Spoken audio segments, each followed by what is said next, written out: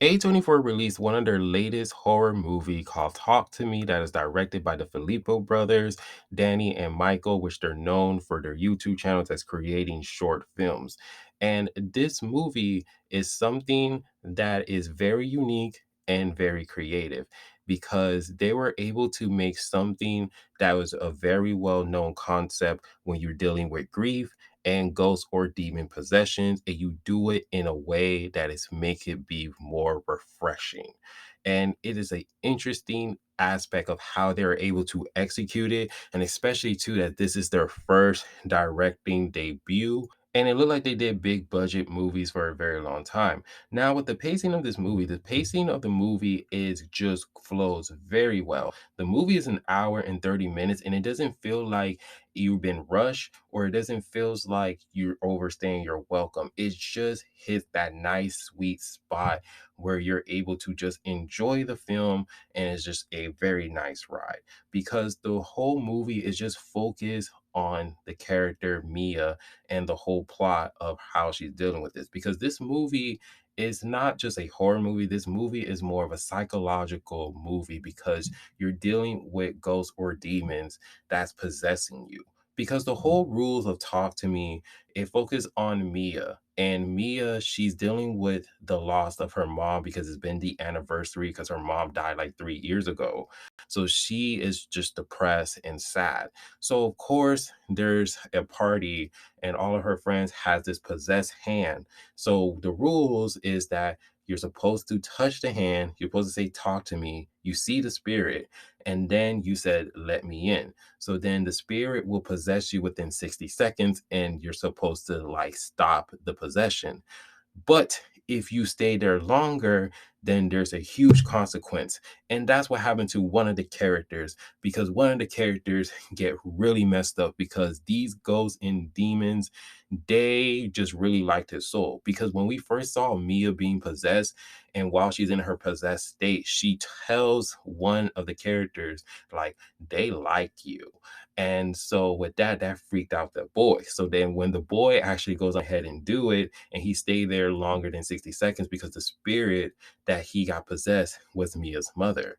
And then so of course things goes horribly wrong and he gets like very like brutally attacked. Like he gets brutally attacked and it's just very bloody. It's just like, oh my gosh.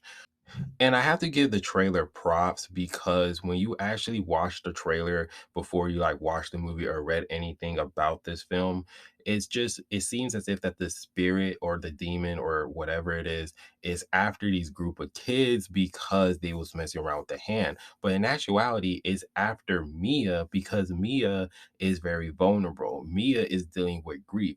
Mia is the weakest link because we see that the other characters are actually playing and being possessed by the hands, but these spirits are not after them. They can't even see the spirits, and they've been possessed multiple times. So the fact that Mia has been possessed multiple times, but she was the only one that was the one that was seeing it, then it was something that the spirits they actually like really wanted because she only stayed there for like 60 seconds, and just like the other kids, besides that one character that I talked earlier, like they didn't see ghosts, but Mia did. Because it just indicates that if the ghost possessed you, it pretty much will just haunt you pursuively if you have like a weak spirit or you're very vulnerable. And we saw that during like the first 30 seconds of this film, because the first 30 seconds of this film, we honestly see someone who's being possessed by the actual hand, and we see the consequences because it's like, oh my gosh, like the first 30 seconds, you're just like, damn. And so automatically, you're gonna feel like you're in for a ride. And throughout this whole characters and everything else, everyone was enjoyable. Mia's best friend's mom, I know she plays like in a whole bunch of like acting roles like the Lord of the Rings. She did a fantastic job. She was very funny. She was the highlight. I really enjoyed her character because she was very enjoyable. She said some things that was just like out of place, but it was genuinely funny. And she was the mom that knows what all her kids are up to and what they're doing and everything else. And so she did a fantastic job. The main character, the girl who plays Mia, I'm sorry I forgot her name. I think her name is Sophia. She did a very great job. Like when she had to play creepy and being possessive, it was awesome. When she had to be afraid and scared, it was just amazing. Like she was on point because I know that had to be exhausting. And you just believe like this girl is being tormented. Now for her best friend, I did not like her character. I was so mad because of the fact that her character didn't get anything done with her. I'm so mad. I'm just really, really mad. That's the only thing I hated about this movie because I just wanted something bad happen to her because she's just a horrible sibling and she's just a friend that just worries about herself. So you can just tell throughout this whole movie, I didn't really like her. But other than that, with the movie, when it comes down to the sound effects, it is very well in tune on how the atmosphere and how the movie feels because it makes you feel like you're experiencing what Mia is actually experiencing, the creepy sounds, the intense moments, and things that goes very up to the extreme. It's just so brutal. It just grabs your attention that you have to look up at your screen. So even if you like looking at your phone for just to see how the time is, or just even for like a quick seconds, the sound will grab your attention to make you glued to the screen. And this soundtracks of this movie is actually really good. There are some bangers. Like I actually enjoyed some of the music that was actually in this film.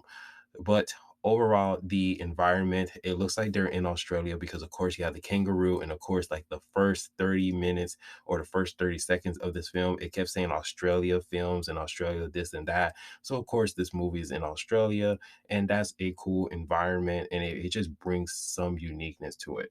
So, other than that, this film, I will say that this film is very creepy. It's not scary, but it's very creepy. It's very unique. There's a whole bunch of horror movies that is coming out. So a lot of people are saying that this is the best horror movie of the year, but we're still in 2023. So we kind of have to wait and to see what the other scary movies has in store for us. But other than that, this movie, I will give this movie a 7 because I wasn't really much of a fan of this film. I understand that this movie was really good, but personally, enjoyment, I will have to give this a 7. Now, if I have to give this a grade, I would have to give it a B plus because of the fact that it's just a very unique concept. The pacing was good and everything else, and it didn't feel like it stays over your welcome. So, with that being said, let me know down in the comment section how you guys feel about this movie. Do you guys like it? Do you guys dislike it?